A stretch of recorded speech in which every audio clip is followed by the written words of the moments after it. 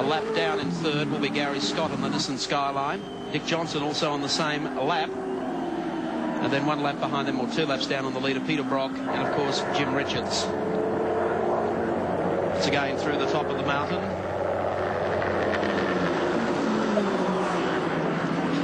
The signal there, everyone warming to the idea that after last year's Jag 1-3 split by a BMW, the Australian product with an Australian driver is going to get up and win this traditional Australian motor race. You can hear the cheers of the crowd at the top of the mountain as they exit Valvoline Corner.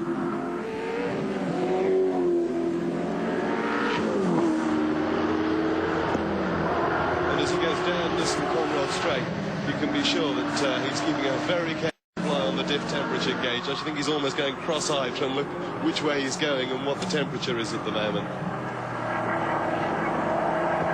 Down beneath the drive-in, or alongside the drive-in, halfway down Conrod Straight. Coming up beneath the bridge, we come into view of the spectators lining pit straight here. Here he comes.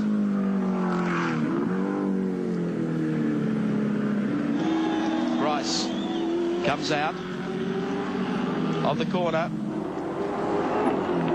acknowledging the flag with 1 lap to go. Heading up mountain. Straight. There he goes. He's going to get a wave off to everyone before this is over. He's watched so many drivers do this for so many years.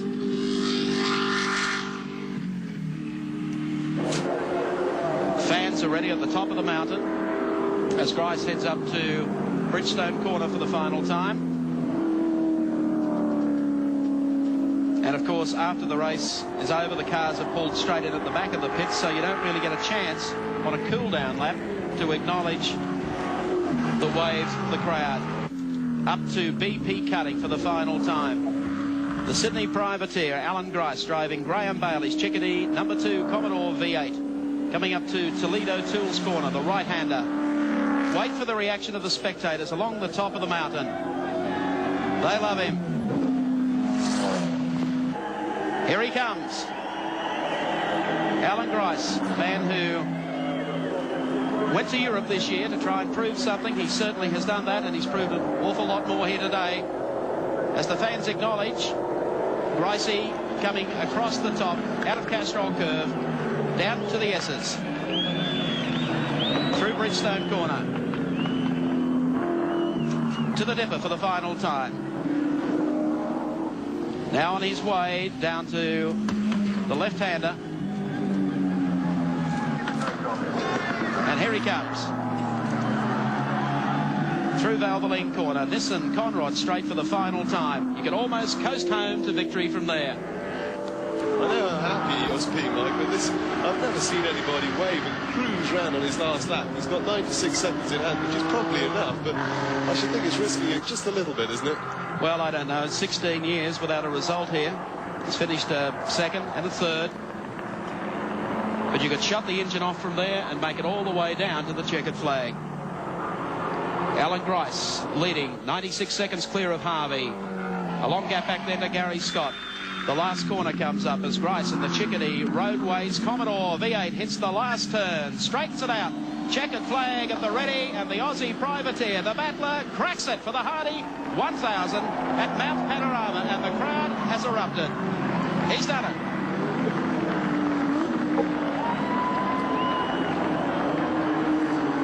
Alan Grice of Sydney takes the 1986 James Hardy 1000 Classic. Second place will go to John Harvey and Neil Lowe in the Mobile Holden Dealer Team Commodore number 3. Third place will go to Gary Scott and Terry Shield in the Nissan Skyline Turbo number 15. Fourth to Dick Johnson, car number 17. Fifth place to Peter Brock, and sixth place to Jimmy Richards. Graham Bailey, the man who always said that he could do it. And Grice has done that today. And a fine contribution also from Graham Bailey. They're delighted. Lots of well wishes. Commodore wins Bathurst. The PR people are out.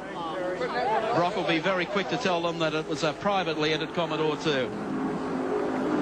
Beverly Brock to the left there, and of course Beverly Harvey to the right with sunglasses, waiting for John Harvey to come in. He's going to finish second with Neil Lowe.